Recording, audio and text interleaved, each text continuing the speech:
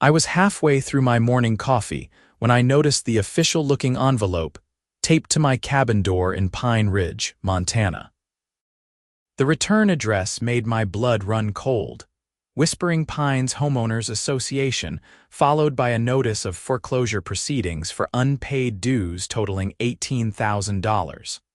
The problem: I had never joined their HOA, never signed a single document agreeing to their terms, and my property had been in my family for 3 generations before their precious association even existed. My grandfather built this cabin in 1962 on 20 acres of pristine Montana wilderness, long before developers carved up the surrounding land into cookie-cutter vacation homes. When he passed, my father inherited it, and when Dad died 5 years ago, it became mine. The cabin sat on the original parcel, completely separate from the subdivision that sprouted up around us in the late 90s. I had the surveys, the original deed, everything proving my land was grandfathered in and exempt from any HOA nonsense. I tore open the envelope with shaking hands. The letter inside was worse than I imagined. According to their records, I owed dues dating back 6 years, plus late fees, legal fees, and something called administrative processing charges. They claimed I had 30 days to pay or face foreclosure.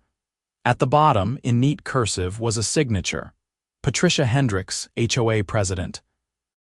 I pulled out my phone and called my buddy Marcus, who happened to be a real estate attorney in Missoula. "Marcus, I need you to look at something. The HOA next door is trying to foreclose on my cabin." "Wait, you joined an HOA? That doesn't sound like you at all." "I didn't. That's the problem." He arrived 3 hours later with his briefcase and a concerned expression. We spread the documents across my kitchen table: the letter from Patricia, my property deed, the original survey from 1962, and the subdivision plat map from 1998. Marcus studied everything carefully, occasionally making notes on his legal pad. "This is insane," he finally said. "Your property clearly predates their HOA. You're not part of their subdivision. This foreclosure notice has 0 legal standing. So what do I do?" "First, we respond immediately, stating you're not a member and demanding they cease and desist. Second, we gather every piece of documentation proving your property's status. Third, we prepare for them to ignore us because HOAs run by power-hungry people always do." I spent the next 2 days pulling together everything I could find. Photos of the cabin from the 60s, property tax records showing continuous ownership, the original building permits, even old letters my grandfather had written describing the construction. I made copies of everything and sent a certified letter to Patricia Hendricks, explaining in clear terms that I was not part of her HOA and never would be. The response came faster than expected.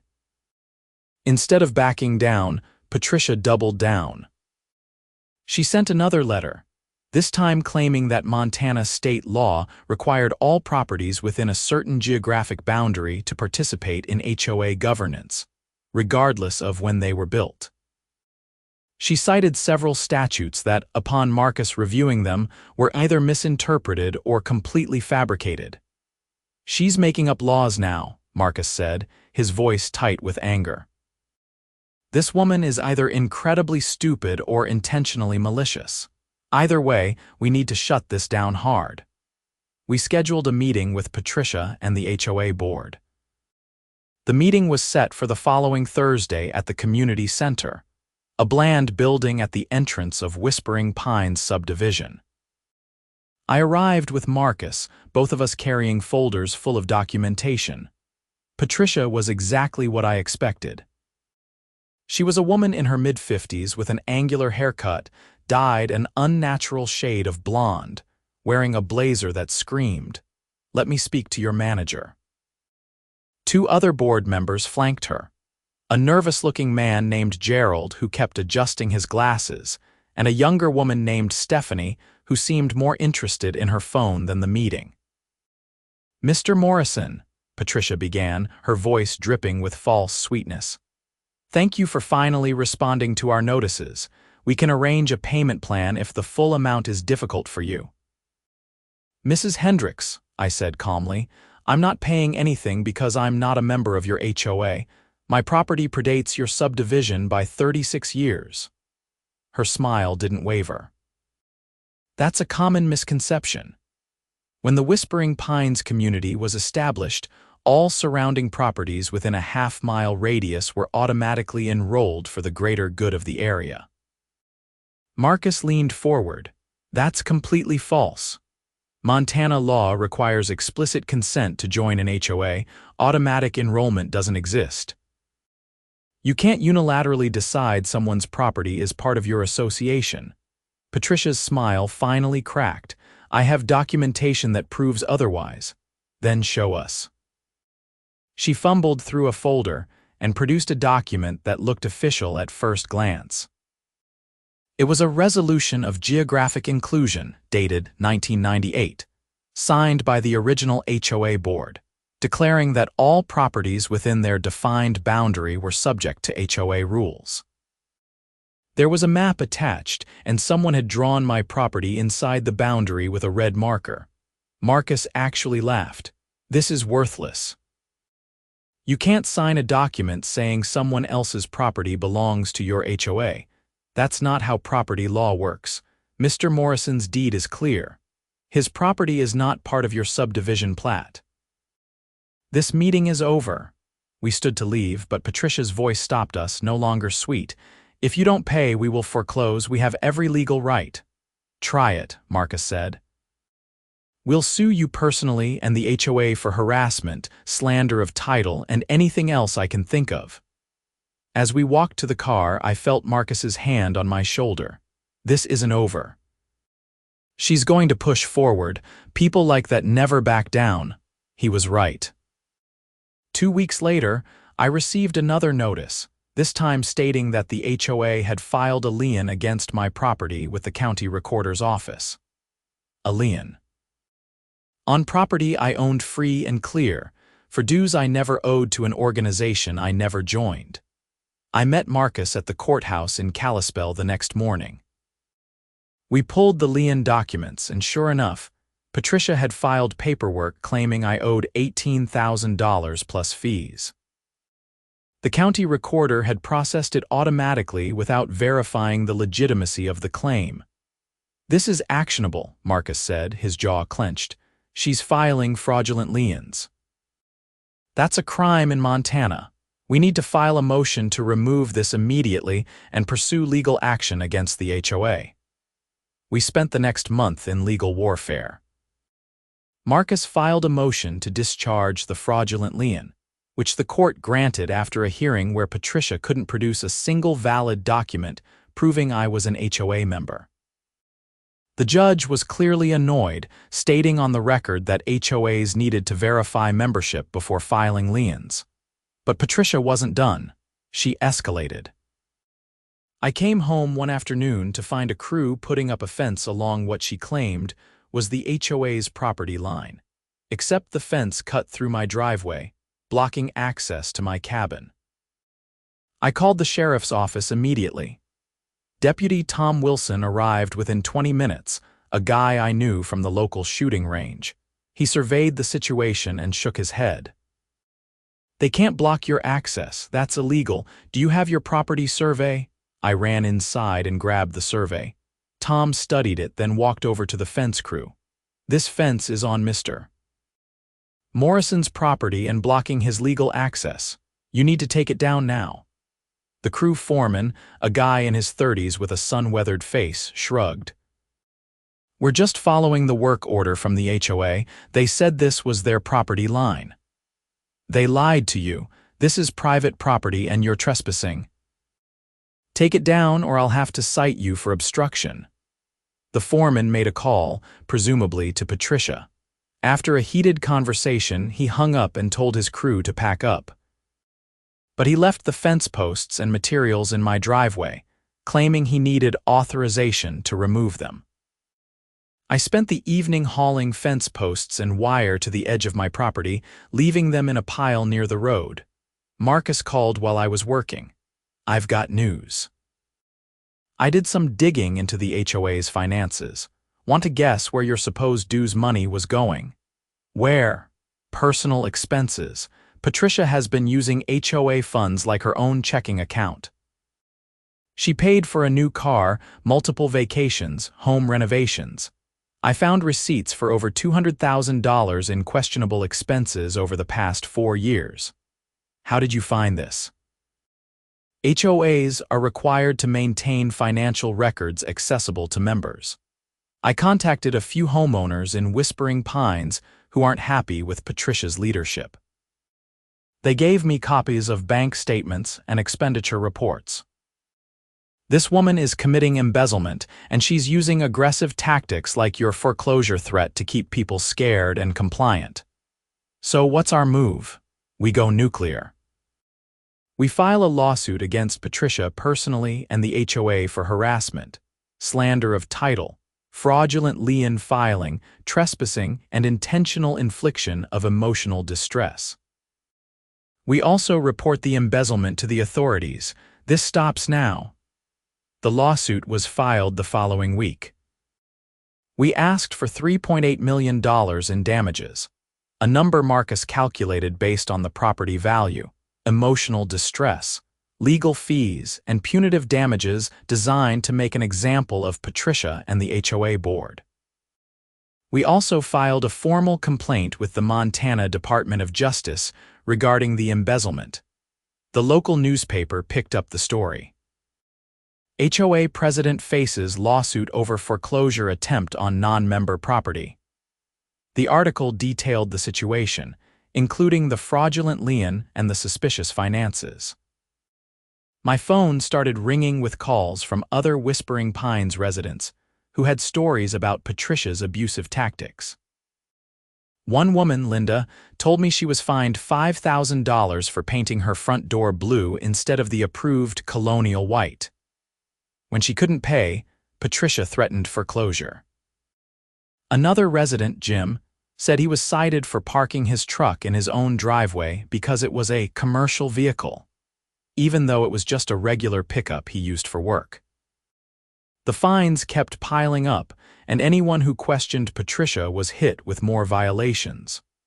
Marcus and I met with several of these residents, collecting statements and documentation.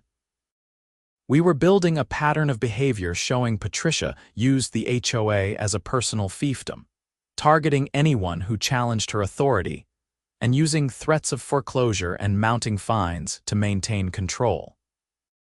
The preliminary hearing for our lawsuit was scheduled for early September. Patricia hired an attorney, a slick guy from Billings named Richard Kessler, who specialized in HOA law. In his response to our complaint, he argued that we were exaggerating the situation, that Patricia had simply made administrative errors, and that the HOA had every right to determine its own boundaries. Marcus tore the response apart in his counterfiling. Administrative errors don't include filing fraudulent liens, ordering crews to block access roads, and embezzling hundreds of thousands of dollars. These are criminal acts disguised as HOA governance. September arrived with the first hints of fall color in the mountains. The preliminary hearing was held in the Flathead County Courthouse, a sturdy building in downtown Kalispell. The courtroom was packed with Whispering Pines residents, some supporting Patricia but most opposing her. Judge Ellen Martinez presided, a no-nonsense woman in her 60s with a reputation for fairness and low tolerance for legal games. She listened to both opening arguments carefully. Kessler went first, painting Patricia as a dedicated volunteer trying her best to manage a difficult community. "Your Honor, Miss.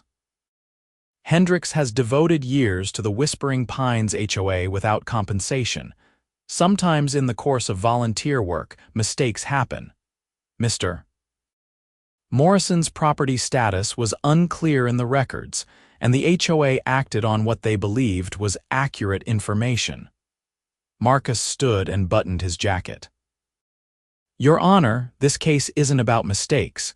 It's about a pattern of abuse, fraud, and potentially criminal behavior.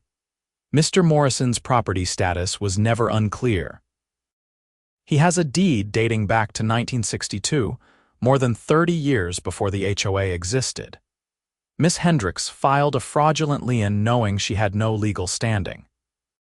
She ordered construction that blocked his property access, and our investigation has uncovered evidence of substantial embezzlement from HOA funds. This isn't volunteer work gone wrong. This is intentional harm. Judge Martinez raised an eyebrow. Counselor, those are serious allegations. Can you support them? We can, Your Honor. We have bank records, fraudulent documents filed with the county, witness testimony from other HOA members who have been targeted similarly, and documentation of the construction incident witnessed by law enforcement. Very well. This matter will proceed to trial. I'm also ordering the HOA to produce complete financial records dating back 6 years, all correspondence with Mr. Morrison, and any documents related to property boundaries and membership. Discovery will be completed by November 1st. Trial is set for January. As we left the courthouse, Patricia shot me a look of pure hatred from across the lobby. Kessler was talking to her urgently, but she ignored him, her attention fixed on me. For a moment, I thought she might actually say something, but instead she turned and stormed out. She's panicking, Marcus said quietly. The financial disclosure is going to bury her. The discovery process was a goldmine. Patricia's attorney fought every request, but Judge Martinez wasn't having it. She ordered full compliance, threatening sanctions if the HOA didn't cooperate. When the documents finally arrived, they painted a damning picture. Patricia had been systematically inflating the HOA budget, approving unnecessary projects, and hiring contractors who kicked back portions of their fees to her personally. She'd also created fake violations to justify fines against residents she didn't like, generating revenue that often disappeared into unaccounted expenses. The dues I allegedly owed. They were entirely fabricated. She'd added my property to the HOA database manually in 2018, backdating the records to make it look like I'd been a member for years. But the most shocking discovery was a series of emails between Patricia and Gerald, the nervous board member. In them, Patricia explicitly stated that she knew my property wasn't part of the HOA, but that she wanted to expand our jurisdiction and make an example of me to discourage other property owners from challenging the HOA's authority.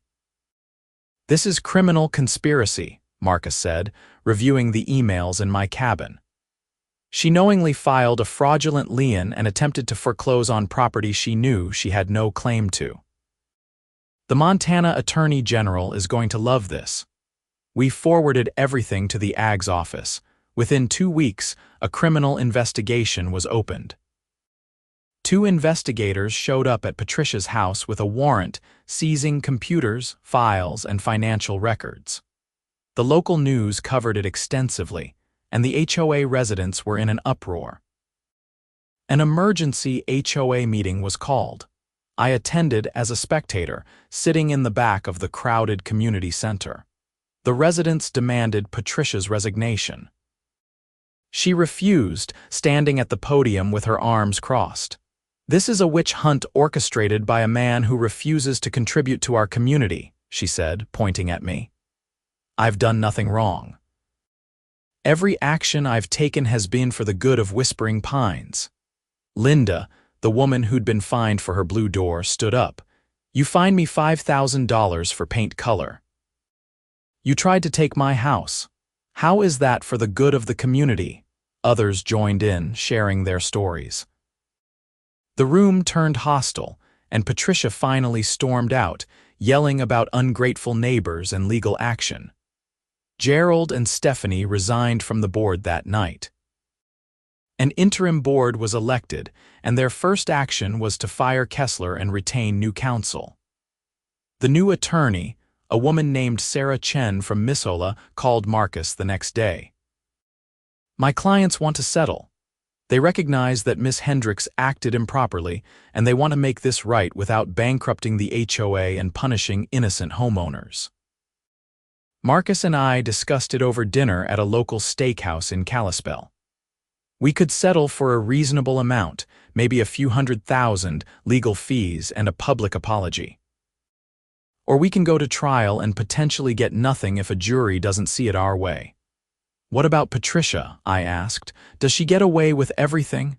That's up to the criminal case. Our lawsuit can proceed against her personally, even if we settle with the HOA.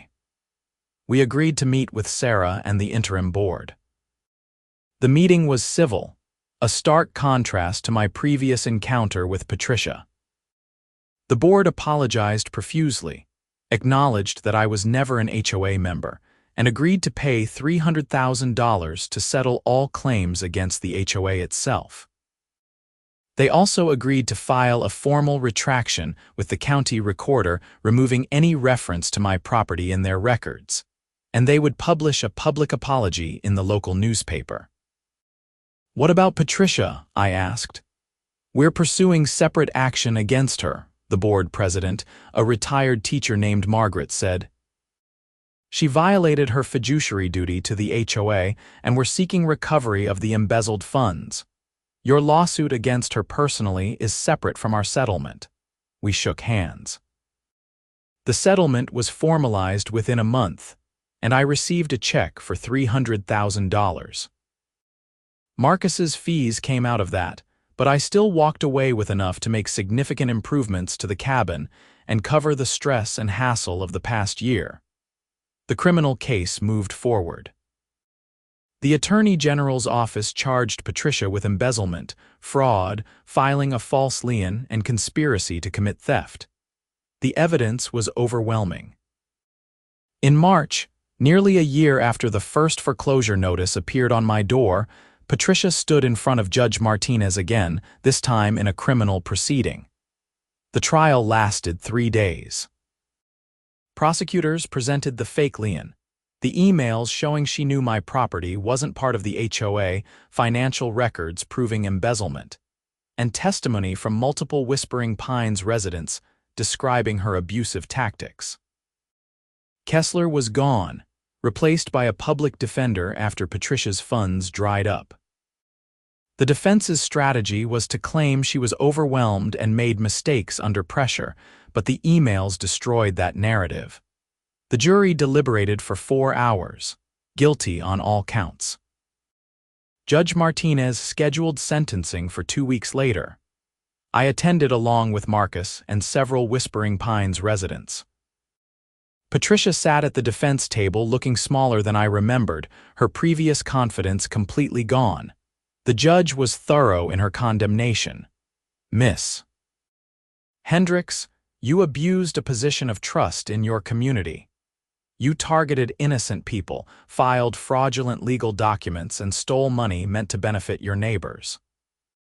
You showed no remorse and attempted to destroy Mr. Morrison's property rights for no reason other than ego and control. This court takes these crimes seriously.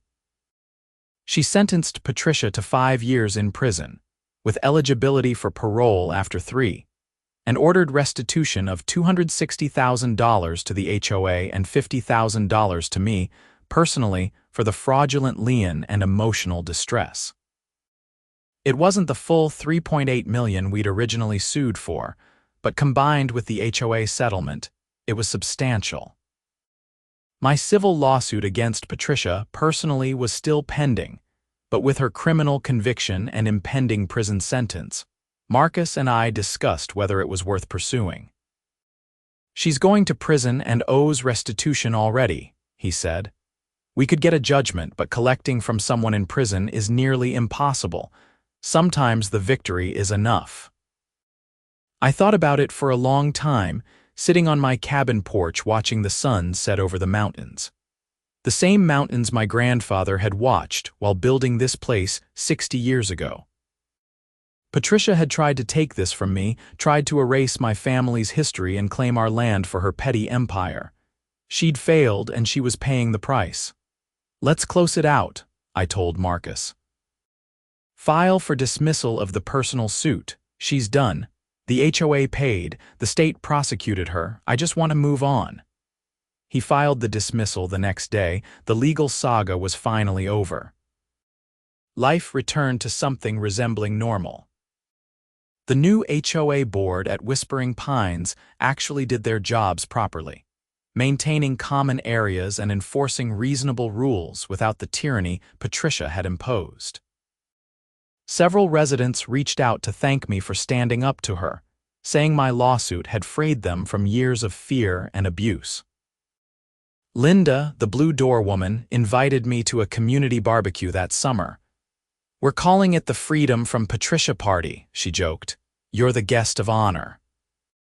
I went, bringing steaks from a local ranch and stories about my grandfather building the cabin. The Whispering Pines residents were good people who'd been trapped under an abusive leader. With Patricia gone, they were rebuilding their community into something positive. One evening in late July, I was sitting on my porch when an unfamiliar car pulled up my driveway. A young woman got out, maybe early 30s, with nervous energy. "Mr. Morrison, I'm Jennifer Hendricks, Patricia's daughter." I stood slowly, unsure what to expect. "What can I do for you?" "I wanted to apologize. I know what my mother did to you and others. I've been estranged from her for years because of her behavior, but I still feel like I need to say something. She destroyed so many lives, including her own. I'm sorry." I invited her to sit. We talked for an hour about Patricia's history, her need for control, her inability to admit mistakes. Jennifer shared stories from her childhood, growing up with a mother who dominated every aspect of their lives. It explained a lot. "She's not a monster," Jennifer said quietly. "But she did monstrous things. I hope she finds some peace in prison, and I hope you can find peace too." After she left, I thought about forgiveness. I didn't forgive Patricia for what she'd tried to do. She'd attempted to steal my family's property through fraud and intimidation. But I understood her better, understood the pathology that drove her to abuse the small amount of power she'd been given. Understanding didn't excuse her actions, but it helped close the emotional wound. Marcus called in August with final news. "The Montana Attorney General's office is using your case as a model for new HOA regulations. They're proposing legislation requiring stricter oversight of HOA finances, limitations on fee and fine increases, and a clear process for disputing membership. They want to prevent another Patricia situation." "That's good," I said. "Maybe something positive comes from all this." "You did that. You could have walked away, paid some money to make her go away, or ignored it until it was too late. Instead, you fought back and exposed systematic abuse. That matters." I spent the rest of that summer fixing up the cabin, replacing old windows, refinishing the deck, updating the kitchen. The settlement money made it possible to do the projects I'd been putting off for years.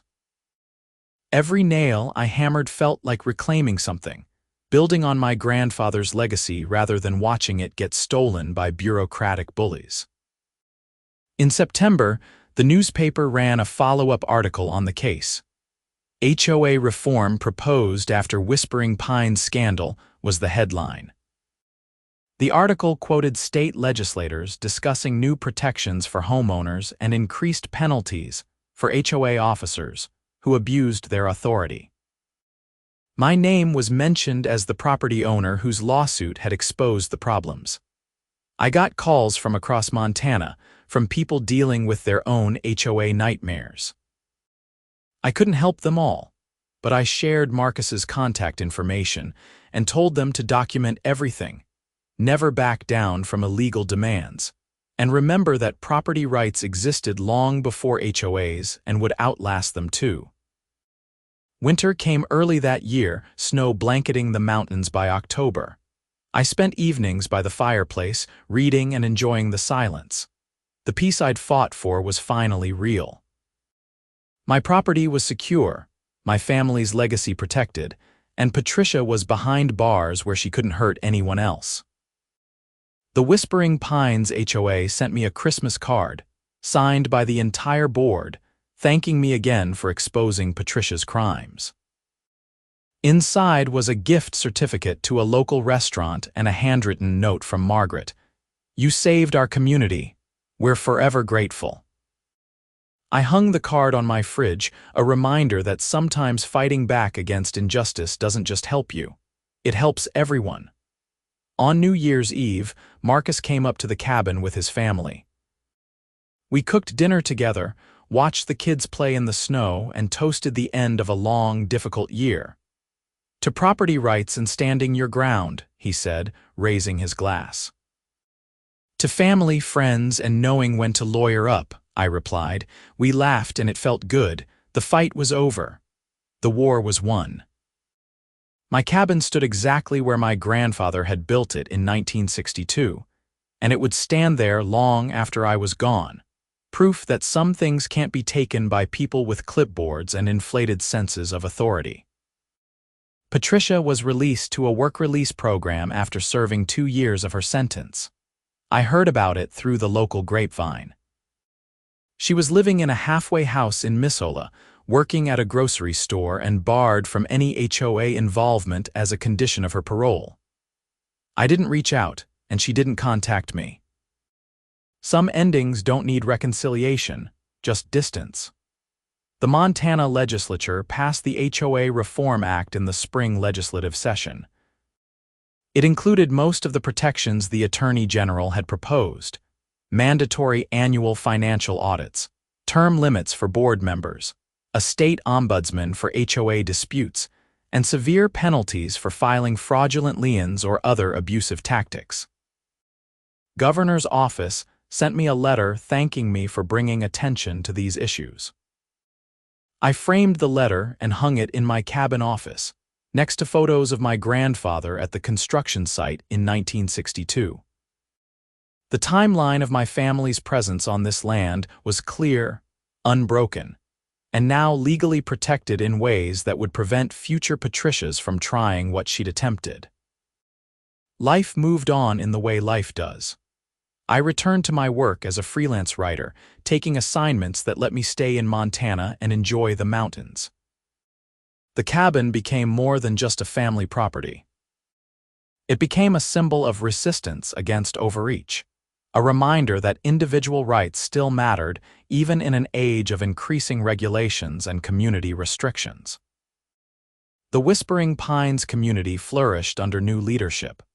Property values actually increased once Patricia's reign of terror ended and people felt safe in their homes again. Several residents who'd been considering selling decided to stay. The HOA functioned the way it was supposed to, maintaining common areas, organizing community events, and staying the hell out of people's private property decisions. I attended a few of their events, building friendships with people I'd once viewed as the enemy simply because they lived in an HOA subdivision. They weren't the problem. Patricia had been the problem, and removing her had healed wounds I didn't even know existed. One warm afternoon in May, I was mowing the lawn when a car pulled up with government plates.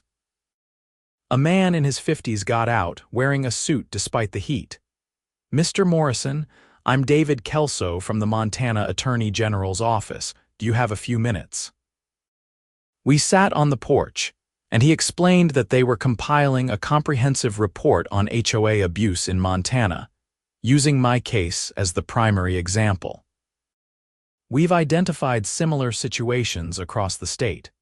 Your willingness to fight back, to document everything and pursue legal action, gave us a roadmap for prosecution. I wanted to thank you personally. I just didn't want to lose my family's land," I said. "It was more than that. You exposed a systemic problem." HOAs were designed to maintain property values and community standards, but too often they become vehicles for petty tyrants. Your case proved that accountability is possible. He left me with a copy of their report, a thick document detailing HOA abuses across Montana and recommending reforms. My case took up an entire chapter, with legal analysis of every mistake Patricia had made and how the new regulations would prevent similar situations.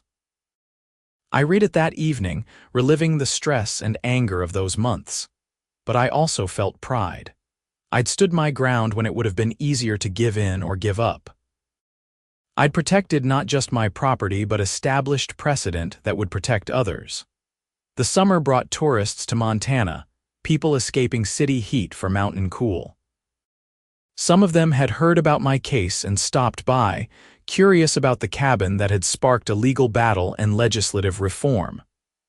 I didn't mind the attention. Each person I talked to understood a little better how HOAs could go wrong and what to watch for in their own communities. Marcus and I stayed close, fishing trips and dinners becoming regular occurrences. "You know, we could write a book about this," he said during one trip. "The case has all the elements: corruption, legal drama, a clear villain, and a happy ending." "Maybe someday," I said. "Right now I'm just enjoying the peace." And I was. The peace of knowing my property was secure, my family's legacy protected, and my stand against injustice had mattered. The mountains didn't care about HOAs or legal battles. They'd been here millions of years, and would be here millions more. My cabin was a tiny speck in that timeline, but it was my speck, earned by my grandfather's labor and defended by my refusal to back down. Patricia's restitution payments started arriving monthly, small amounts garnished from her wages. Each check was a reminder of her crimes and her punishment. I deposited them without much thought, adding to a fund I'd established to help other Montana residents fighting HOA abuse. The money she'd stolen and tried to steal would now help protect others from people like her. The Whispering Pines HOA asked me to speak at their annual meeting in June. I almost declined, uncomfortable with public speaking, but Marcus convinced me. "These people need to hear from someone who fought back and won. It'll empower them." I prepared some remarks, nothing fancy, just my story and the lessons I'd learned. The community center was packed, every chair filled and people standing along the walls. Margaret introduced me with words far too generous, and I stepped to the podium feeling everyone's eyes. "I'm not a lawyer or an activist," I began. "I'm just a guy who inherited his grandfather's cabin and refused to let someone take it through fraud and intimidation. What happened to me could happen to anyone in an HOA. The difference between losing your home and keeping it often comes down to one thing: documentation and the willingness to fight." I talked about keeping every letter, every email, every photograph. About finding a good attorney and trusting the legal process even when it seemed slow. About the importance of standing up to bullies, whether they're in a schoolyard or running an HOA board. The applause when I finished was warm and sustained. Afterward, people lined up to shake my hand and share their own stories. Not all were horror stories like mine. Some people had positive HOA experiences with reasonable boards, but everyone understood how quickly things could go wrong when the wrong person gained power. Driving home that night, I felt something I hadn't expected: closure. The legal battle was over, Patricia was punished, the HOA had reformed, and legislation was protecting future homeowners. There was nothing left to fight. Just life to live in a cabin my grandfather built, on land that would stay in my family for generations. The years that followed were quiet in the best way. I wrote articles about property rights and HOA reform, drawing on my experience.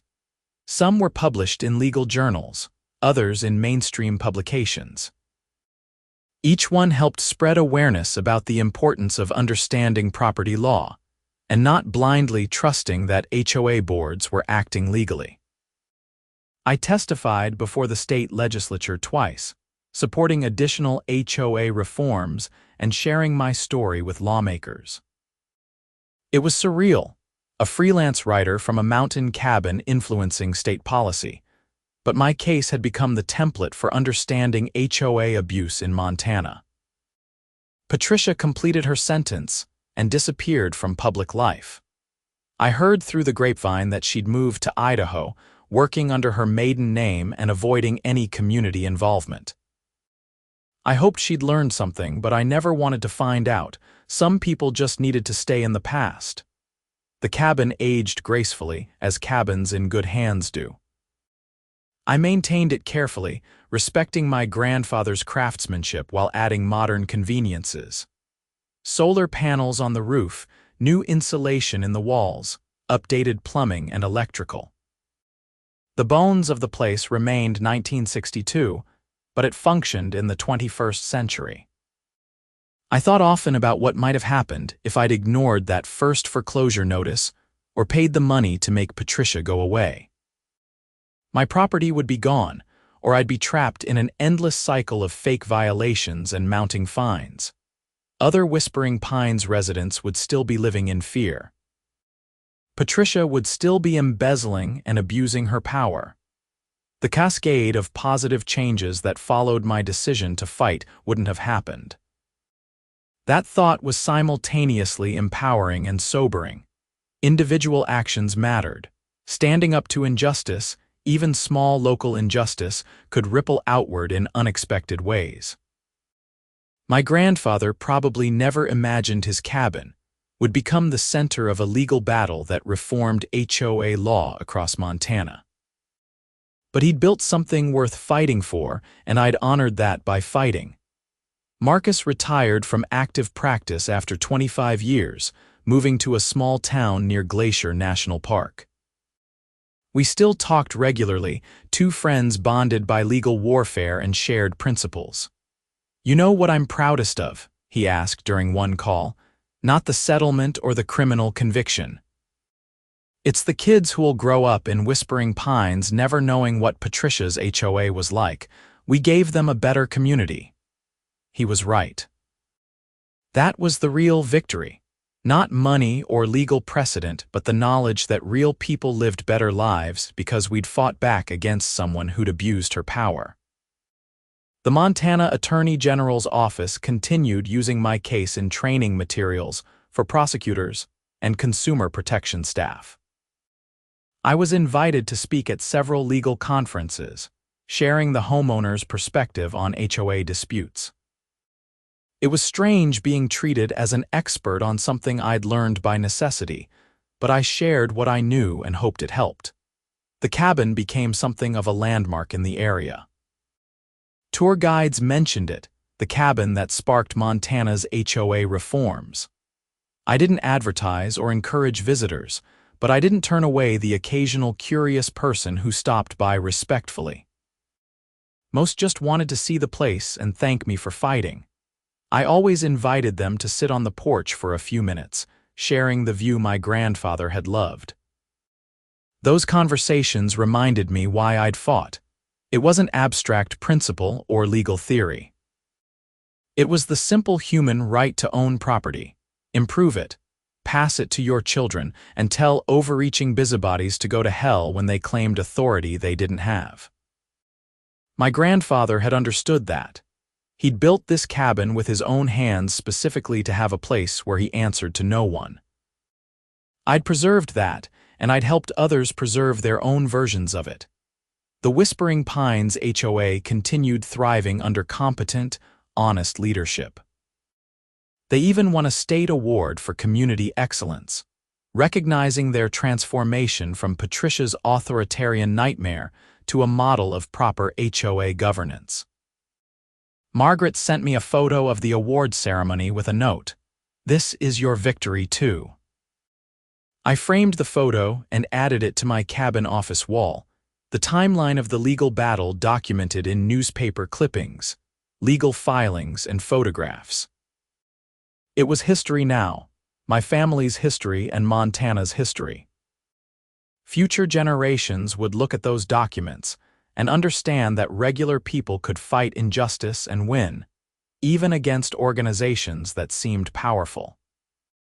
As I write this, sitting on the porch my grandfather built and I restored, watching the sun set over mountains that have seen 60-plus years of Morrison family presence, I feel profound gratitude. Not for the legal battle, which was stressful and expensive despite the ultimate victory.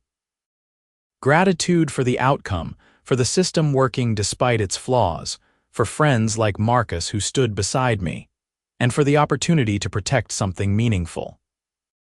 The cabin will stand long after I'm gone, passing to my own children someday, and they'll inherit not just property but the story of how it was defended. They'll know their great-great-grandfather built this place with his hands, their great-grandfather maintained it, their grandfather refused to let a petty tyrant steal it, and they'll carry that legacy forward. That's worth more than any settlement check or legal victory. That's generational resilience, the knowledge that our family doesn't back down when bullied, doesn't surrender what's rightfully ours, and doesn't let injustice go unchallenged. Patricia Hendricks thought she could intimidate me into submission or confuse me with fake legal documents. She was wrong, and she paid the price. The real lesson isn't about HOAs or property law, though those matter. The real lesson is about standing your ground when you know you're right, fighting back against abuse of authority, and refusing to let fear dictate your decisions. I could have paid Patricia's fake dues and hoped she'd leave me alone. I could have sold the cabin and walked away from the stress. I could have done 100 things that would have been easier in the moment. Instead, I fought. I documented everything, hired good counsel, trusted the legal process, and held Patricia accountable for her crimes. That decision protected my property, reformed HOA law in Montana, ended Patricia's reign of terror, and established precedent that helped others. It was the right decision, even when it was hard. The sun has fully set now, stars emerging in the Montana sky. The same stars my grandfather watched from this porch 60 years ago, the same stars my children will watch decades from now.